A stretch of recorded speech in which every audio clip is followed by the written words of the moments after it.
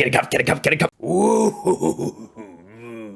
Welcome back, everyone, to another video of Rishka Slim, and today we're looking at It's Not Just You, Everyone Hates Starbucks Now by Fads. Now, Fads makes really good videos, and I do not like Starbucks myself, but with that being said, let's begin. The original link's in the description as well. Starbucks is struggling. Their profits are down by a whopping 50% following 6 straight quarters of losses.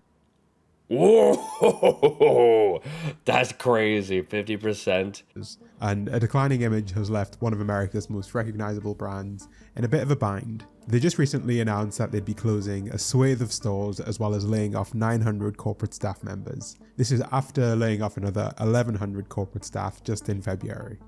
How many people do they have? How many people do they have in like corporate staff? Like, that seems like a lot of people. But doesn't Starbucks own every single one of their locations? I heard that they own every one. There are no franchise Starbucks. They're all owned by corporate. Customers are reporting high prices, long queues, and substandard product time and time again. And even staples like their pumpkin spice latte has lost its shine and left. Oh, the white woman got sick of this pumpkin spice latte. Honestly, like, I literally went to Starbucks a couple days ago, my first time in a while. The coffee's okay, but I'd rather go to like McDonald's or Wendy's or literally any other food chain or coffee chain. You can get like an equivalent for half the price of it or less. It doesn't make sense to go there, you know? Left room for competitors to take their shot at the king, with great success in some cases. But it wasn't always like this. At one point, Starbucks was America's sweetheart. Their come up was a real hero's journey, the story of one man who turned a local coffee roaster into a global sensation, left, then came back and did it all again. But since those days, clearly quite a lot has changed, largely for the worst. And it's left Starbucks in a situation where it's fighting desperately, but doesn't seem to have quite as many customers in its corner as it once did. So sit back and let's learn why Starbucks fell off.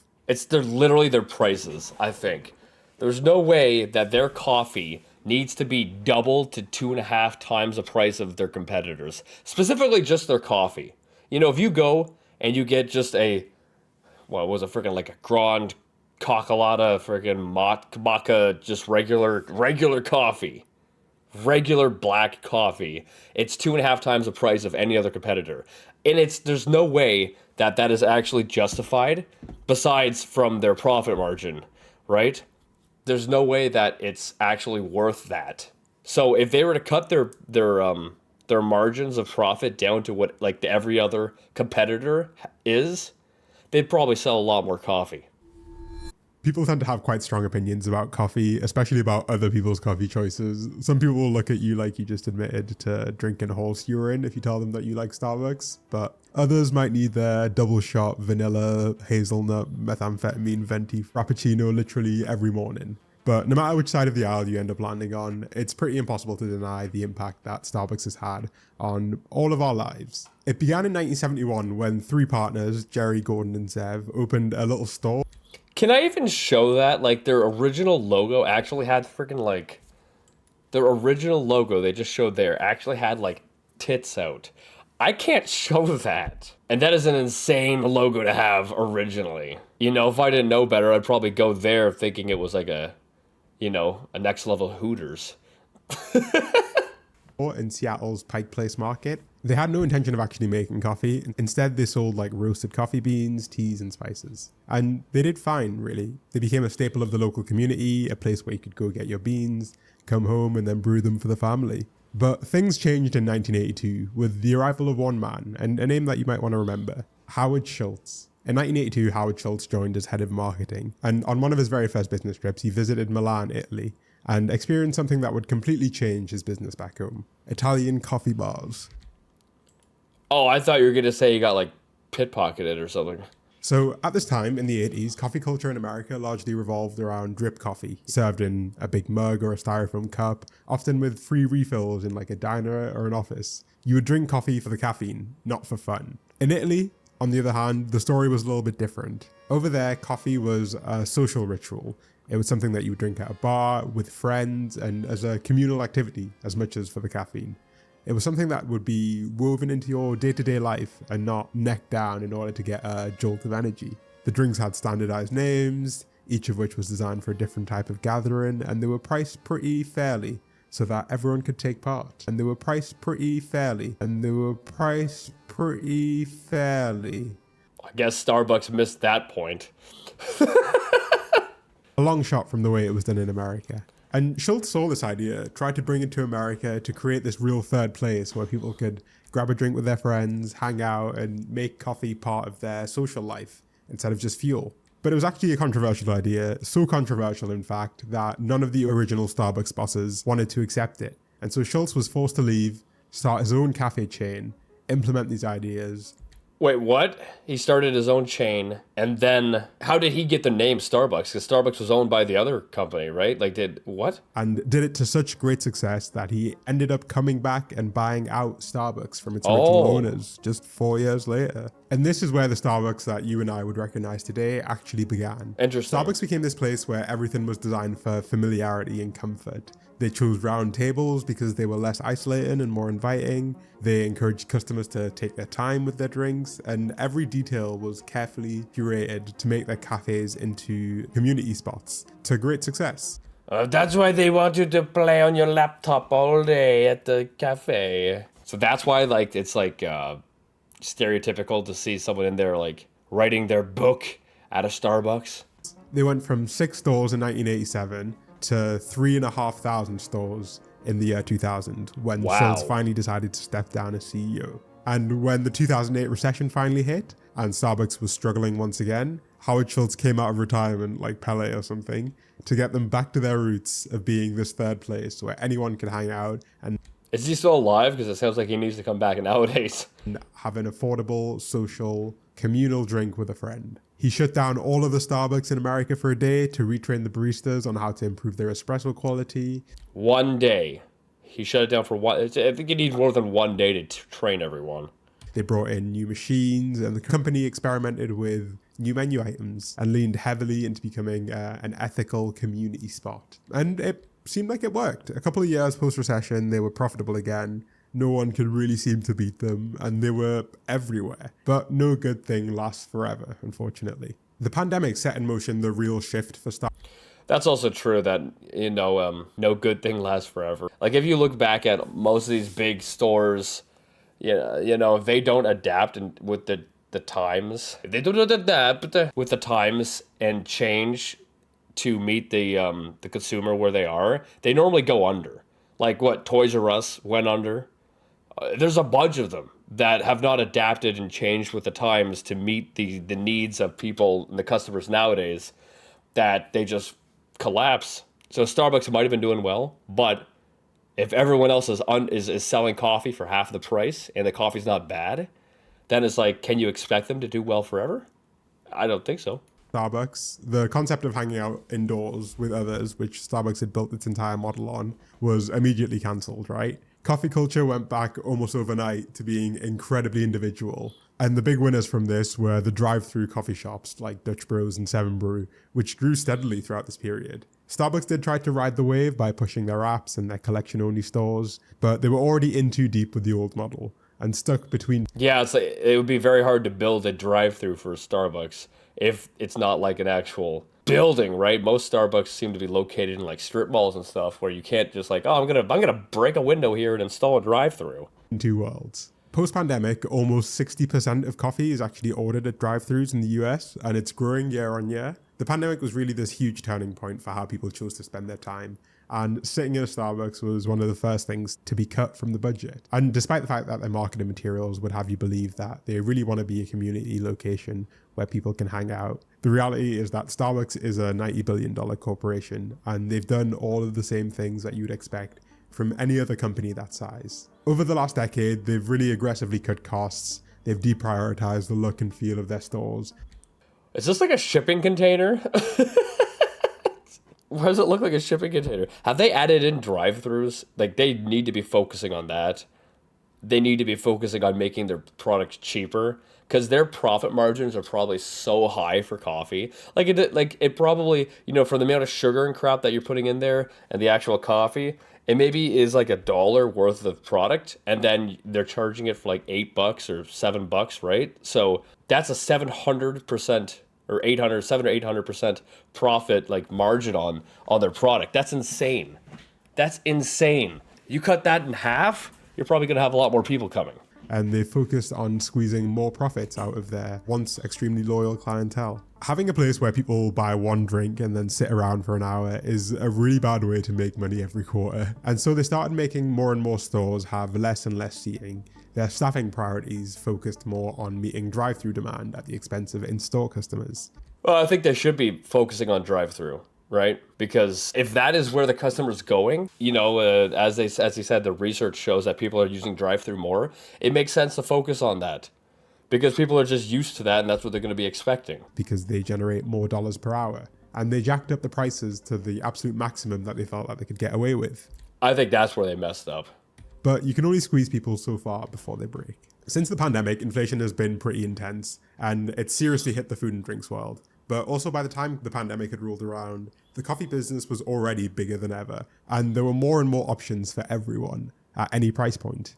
And now I think the coffee beans in general, I think have gotten more expensive for some reason. I forget the exact reason, but I'm pretty sure coffee has gone really expensive. And I don't know if it was because of some kind of natural disaster or if it was because of tariffs. I don't remember exactly the reason, but coffee has gone up a lot. Starbucks had, to some degree, been able to justify its prices through all of the auxiliary perks that you would get along with your coffee. You get to sit in a nice location, you wouldn't feel rushed or pressured to leave, and you had things like free Wi-Fi at your disposal, so you could even work there. But their hand was kind of forced, and instead of doubling down on the third place model, they tried to align themselves more with the rapid delivery model. More and more coffee is consumed on the go, and the interior of a Starbucks has progressively shifted to meet the demand from those customers. And the $8 Starbucks cup of coffee doesn't quite feel as good when you order it from a drive-thru and drink it in your car as it does when you sit inside a nice environment with a friend.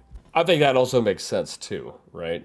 It's kind of like you're paying for the $8 coffee, but you're getting this luxury experience of sitting in a nice restaurant, in a nice store. But yeah, through a drive-through, financially, it just seems kind of like you're just getting ripped off, right? You're not getting the experience, you're just getting a coffee, an expensive, overpriced coffee. The more price-conscious consumer can make coffee at home now or trade down to an even cheaper coffee place like McDonald's.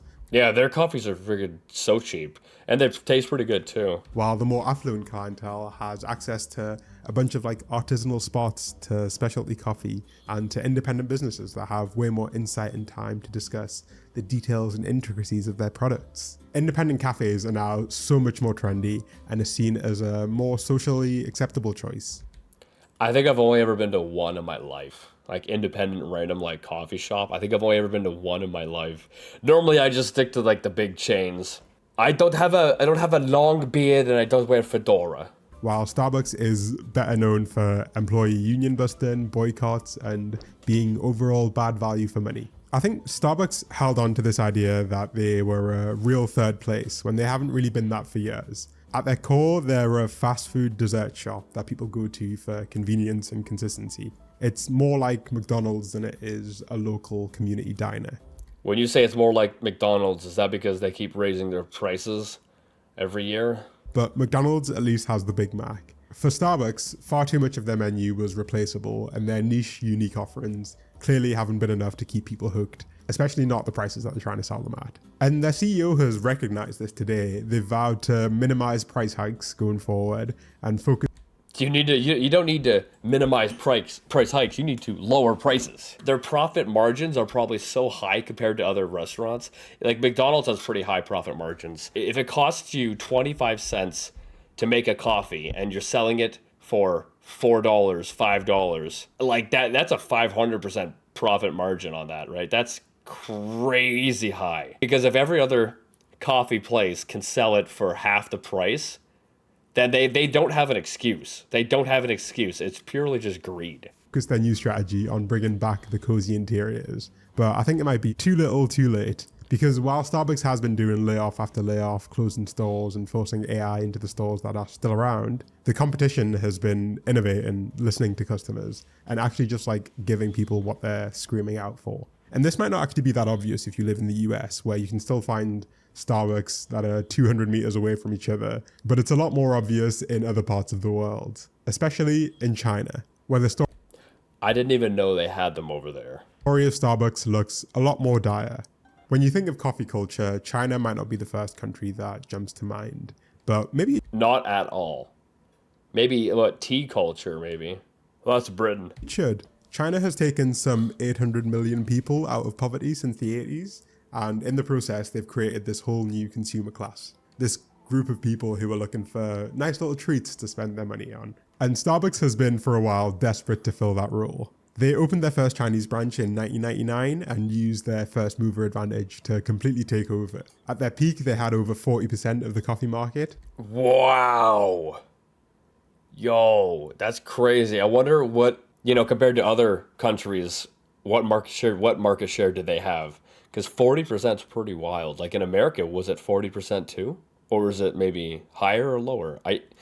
40%, it seems like it might be the same as in America. But since then, they've had a serious fall off. In Wow. less than a decade, they've gone from They lost almost was that 3/4? holding over 40% of the Chinese coffee market to under 15%. Starbucks had been gambling on this idea that as China became wealthier, consumers there would behave increasingly like Americans. Basically, they'd drink Starbucks and eat McDonald's. And in a way, the Chinese did begin to behave more like the Americans, just not in the way that Starbucks expected. Because Which way did they behave? as well, China has this large new middle class. That group has been subject to many of the same pressures that you see in the rest of the world. Chinese disposable income levels have been pretty stagnant, and they've also grown tired of the increasing inflation that a place like Starbucks has been imposing onto its customers. But also, don't know if you've noticed, China has been on a bit of an industrial tear lately. The technology is getting pretty wild over there, and the coffee industry has been no exception.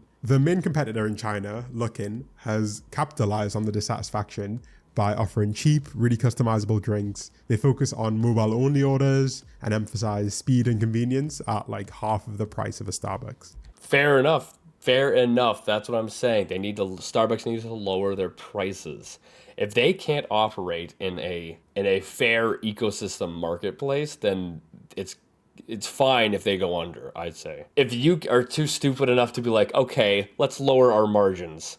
Let's cut the costs, make it cheaper so people can get our coffee. Like, because the coffee I had a couple of days ago, it was all right tasting. I would go again if it was the same price as a McDonald's coffee or, any other fast food restaurant coffee. I would go again. But to spend 2 to 3 times on a barely better product, that's just stupid. They often have literally zero seating inside of the stores, and it's worked really well for them. It's worked so well that even though Starbucks had a 20-year head start, Luckin now has more stores in China than Starbucks does. And whereas Starbucks is closing stores in the US, Luckin is actually expanding into the US, having opened a couple of stores in New York City already. In fact, Starbucks was so terrified of this competition that at the opening of the very first Luckin store, Starbucks bought ad space on an empty lot across the street and plastered it with advertising to remind people that they still exist. But meanwhile, See, look at this. $2 coffee compared to Starbucks $5, $6, $7 coffee, $8 coffee. You have to compete with these companies. If you can't compete and your only option is to, I don't even know what they're doing. They're not doing anything. You're just sitting there. You have to compete with them. You have to lower your prices. You have to make, I'll just say lower the prices for the most part. Luckin was offering $1.99 coffees for new customers, and I think one of those strategies is a lot more appealing than the other. Starbucks is ultimately like a fast food business, right? It's not a third place for most of us, and as such, they've been susceptible to many of the same risks that other fast food places are. The McDonald's CEO recently said in an interview that what we see with middle and lower income consumers is actually a different story. It's that consumers under a lot of pressure. In our industry, traffic for lower income consumers is down double digits. McDonald's has also raised their price, I think, the most out of all of the fast food chains since like 2016. If you go from 2016 to now, their price increases like I don't remember the exact number, but it's like 140% or something. So I am glad if they suffer because they deserve it. And it's because people are either choosing to skip a meal or they're choosing to just eat at home. Or they're choosing to eat at a cheaper place. Whereas in the past, consumers would usually trade down from sit-in restaurants to more affordable options when the economy got rough. they're not doing that anymore. Prices are so high, even at historically more affordable locations, that trading down to McDonald's is not really a feasible option anymore. You know, for the price you're paying at McDonald's, you could go to one of these other restaurants and pay a similar price and actually get an equivalent, or if not a better experience and a better meal. So I think that's one reason why people aren't going to McDonald's as much now. And a similar story is playing out with Starbucks. They're not really fancy enough to attract the clientele that would go to an independent coffee shop, but they're not affordable enough to satisfy the people who are looking for a quick way to drink some caffeine. True. So they have that choice of which way do you want to go. You could rebrand yourself for being more of a middle class coffee shop, or you have to increase everything to try to hit the top 1% of people, like those really rich people, and try to cater only to them. But since they have so many stores, they're going to have to close a lot of stores. Like, I just don't see that. That doesn't make sense. If you raise your company into being targeting just the one percenters where they're very wealthy, out of 1 million people, you only have 10,000 possible customers. But if you lower it to be targeting, say, the lower to middle class, you all of a sudden open your customer base to 990,000 customers. That sounds like a lot more potential to make money, if you ask me. And all of this has been compounded by the fact that society has fundamentally changed quite a lot in the last 5 years. The idea of sitting down for an hour to sip a coffee with friends, like how it... That's a waste of time, if you ask me. If I'm going to sit down, I want to eat some food with people, not drink coffee. Schultz once dreamed, is basically gone. Individualism has really won, and people's consumption choices are reflecting that. And so the fact that the CEO is trying to focus on bringing back the cozy new interiors and making Starbucks feel homey, I don't think that's going to work. You have to lower the prices of everything. I'm not going to a coffee shop to drink coffee, just sit for like an hour. I know some people do that, but I think the average person, like if I'm going to a coffee place, I'm getting coffee and then I'm hitting the road or I'm going back home to do work or whatever. Like I'm not wasting time sitting around. I think it might be too little too late. They seem to be convinced that they'll be able to go back to their former glory just by using AI and doing some renovations. But I'm not sure how much people actually even want that today, least of all from their local Starbucks. And amongst all of this climate, if they lower their price to the same as all their competitors, like McDonald's and Wendy's and all of those companies, I would think a lot more people would be inclined to actually use a Starbucks and sitting there and talk with people. I would think people would be more inclined to do that. But as I said, it depends who they're trying to target as their clientele. If you're trying to target the rich people, I don't think it's going to work out. there are so many more headwinds for them. Coffee inflation is 10 times the average inflation for Yeah, I don't know why though.